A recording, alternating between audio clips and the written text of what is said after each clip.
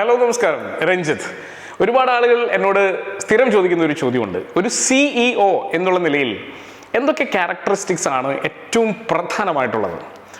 ഒരുപാട് കാര്യങ്ങൾ സത്യം പറഞ്ഞാൽ ശ്രദ്ധിക്കാനുണ്ട്. എല്ലാ ഗുണഗണങ്ങളും ഉണ്ടെങ്കിൽ വളരെ നല്ലതാണ്. പക്ഷേ ഞാൻ 4 കാര്യങ്ങളെ ഒന്ന് ഷോർട്ട് ലിസ്റ്റ് ചെയ്യാം. എനിക്ക് ഏറ്റവും പ്രധാനം എന്ന് തോന്നിയിട്ടുള്ള 4 കാര്യങ്ങളെ, നിങ്ങളൊരു നല്ല CEO ആവണമെങ്കിൽ, അല്ലെങ്കിൽ ടോപ്പിലുള്ള ഏതെങ്കിലും ഒരു റോള് നിങ്ങൾ വഹിക്കുന്നുണ്ടെങ്കിൽ ആ റോളിൽ നിങ്ങൾ ആപ്റ്റ് ആവണമെങ്കിൽ അത്യാവശ്യം വേണ്ട 4 ക്യാരക്ടറിസ്റ്റിക്സിനെ കുറിച്ചാണ് ഞാൻ പറയുന്നത്.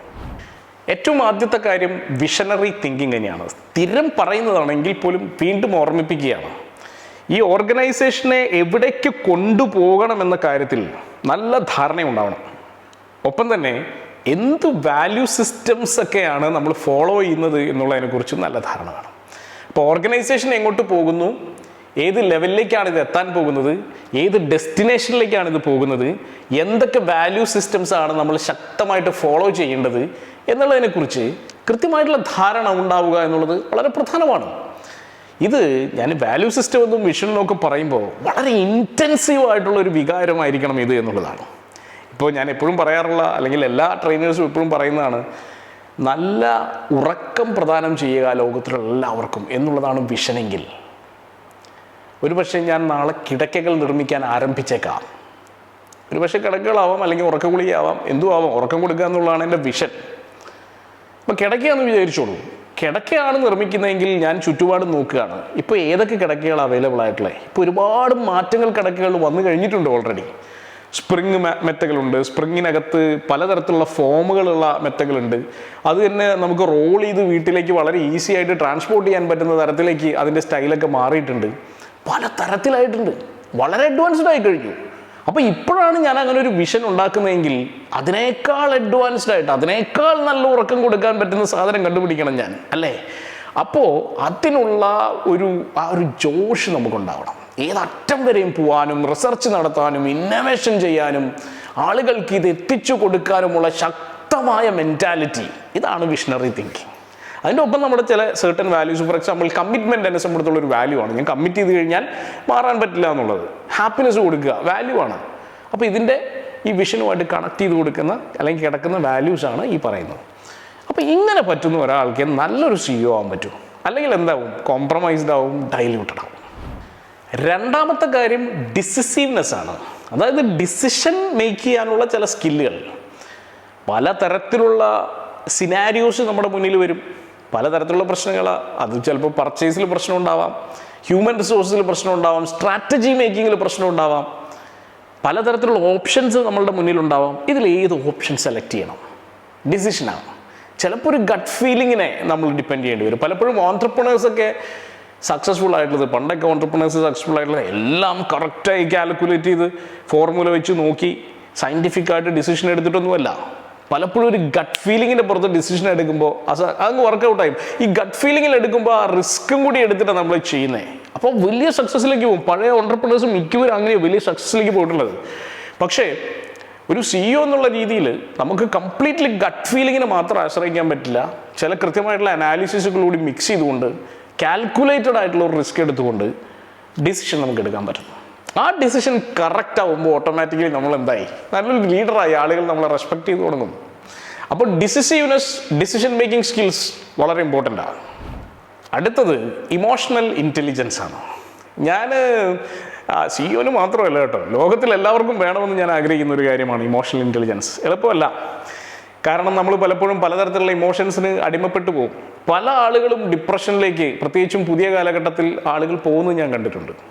ചെറിയ ചെറിയ ഇഷ്യൂസ് സംഭവിക്കുമ്പോൾ, നമ്മൾ എക്സ്പെക്റ്റ് ചെയ്യുന്ന തരത്തിൽ കാര്യങ്ങൾ നടക്കാതാവുമ്പോൾ, റിലേഷൻസിൽ വിള്ളലുകൾ വരുമ്പോൾ ഒക്കെ വലിയ തരത്തിൽ നമ്മളെ ഇമോഷണലി ഡൗൺ ആവുന്നത് കണ്ടിട്ടുണ്ട്.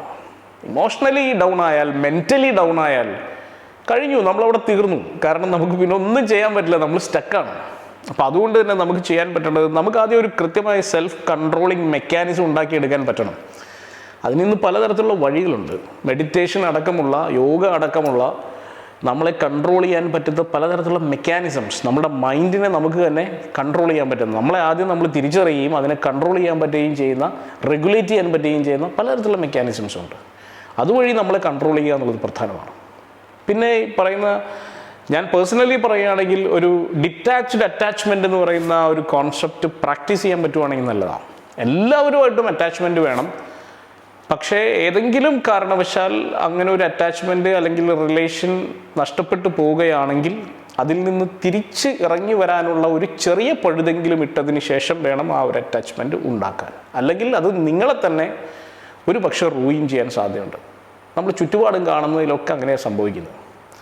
അപ്പോൾ അതുകൊണ്ട് തന്നെ ഇമോഷണൽ ഇൻ്റലിജൻസ് അഥവാ EQ എന്ന് പറയുന്നത് IQവിനേക്കാൾ പ്രാധാന്യമുള്ള ഒരു സാധനമായി മാറിയിരിക്കുന്നു. അപ്പോൾ ഇമോഷണലി നമ്മളെ താഴ്ത്തി അടിക്കാൻ പറ്റാത്ത തരത്തിലുള്ള കുറച്ചുകൂടി ലോജിക്കലായിട്ടുള്ള ഡിസിഷനുകൾ എടുക്കുക എന്നുള്ളത് ഒരു CEOൻ്റെ കടമയാണ്. കാരണം ബിസിനസ്സിലുള്ള ഡിസിഷൻസ് വളരെ ലോജിക്കലായിരിക്കണം. പ്രത്യേകിച്ചും ടീമുമായി ബന്ധപ്പെട്ട, റിക്രൂട്ട്മെൻറ്റുമായി ബന്ധപ്പെട്ട അല്ലെങ്കിൽ പീപ്പിളുമായി ബന്ധപ്പെട്ട കാര്യങ്ങളിലെല്ലാം വളരെ ഇമോഷണലി സ്റ്റേബിൾ ആയിട്ടുള്ള ഡിസിഷൻസ് എടുക്കുക എന്നുള്ളത് പ്രധാനമാണ്. അങ്ങനെ എടുക്കാൻ പറ്റാത്തവർക്ക് ചിലപ്പോൾ ഒരു നല്ല CEO ആവാൻ പറ്റണമെന്നില്ല. അങ്ങനെ അല്ലാതെ വരുമ്പോൾ ഒരുപാട് ബയസുകളൊക്കെ ഓർഗനൈസേഷനകത്ത് ഉണ്ടാവാം.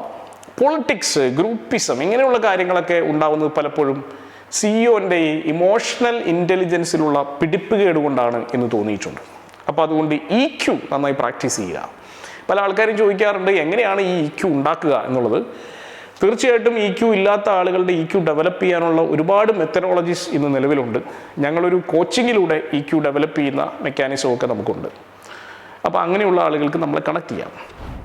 അടുത്തത് 4ാമത്തെ പോയിന്റ് അഡാപ്റ്റബിലിറ്റിയാണ്. അഡാപ്റ്റബിലിറ്റി എന്ന് പറയുമ്പോൾ ചേഞ്ചിങ് സിനാരിയോസ് ആണ്, ചേഞ്ചിങ് എൻവയോൺമെൻ്റ് ആണ്, ചേഞ്ചിങ് ടെക്നോളജിയാണ്. ഒരുപാട് എക്സ്റ്റേണൽ ഫാക്ടേഴ്സ് നമ്മളെ അഫക്റ്റ് ചെയ്യാം. എന്തിനും തയ്യാറായിട്ടിരിക്കുക എന്നുള്ളതാണ്. അത് വളരെ പ്രധാനമാണ്. മാത്രമല്ല ഈ ടെക്നോളജിയുടെ ഒക്കെ കാര്യം പറയുന്ന സമയത്ത് എല്ലാ ദിവസവും ഇപ്പോൾ ആർട്ടിഫിഷ്യൽ ഇൻ്റലിജൻസ് വരുന്നു, augmented reality, machine learning, internet of things, ഇതിങ്ങനെ വന്നുകൊണ്ടിരിക്കുകയല്ലേ.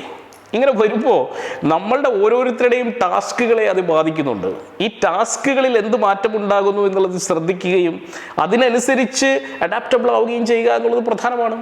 ഇല്ലെങ്കിൽ പണി കിട്ടും. കാരണം ഇത് നമ്മൾ പഠിച്ചെടുത്തില്ലെങ്കിൽ, ഈ സിനാരിയോയിലേക്ക് നമ്മൾ മാറിയില്ലെങ്കിൽ നമ്മൾ ഒബ്സലീറ്റ് ആയി പോവും, നമ്മൾ ഇല്ലാതായി പോവും, ഒരുപക്ഷെ നമ്മൾ ഇറലവൻ്റ് ആയി പോവും. അപ്പം അതുകൊണ്ട് തന്നെ ലീഡർഷിപ്പിൽ നിൽക്കുന്ന ഒരു CEO തീർച്ചയായിട്ടും ഇതിനോട് അഡാപ്റ്റബിൾ ആവുക കൂടി വേണം. ഈ 4 കാര്യങ്ങൾ തന്നെയാണ് ഞാൻ ഏറ്റവും പ്രധാനമായിട്ട് കാണുന്നത്. ഒപ്പം തന്നെ ഇതുമായി ബന്ധപ്പെട്ട അല്ലെങ്കിൽ ഇതുമായി കണക്റ്റഡ് ആയിട്ടുള്ള ഒരുപാട് കാര്യങ്ങൾ നമ്മൾ ശ്രദ്ധിക്കേണ്ടതുണ്ട്. പക്ഷേ ഈ 4 കാര്യങ്ങളിൽ നിങ്ങൾ എക്സലൻ്റ് ആയിരിക്കണം എന്നുള്ള കാര്യത്തിൽ ഒരു സംശയം വേണ്ട. All the best.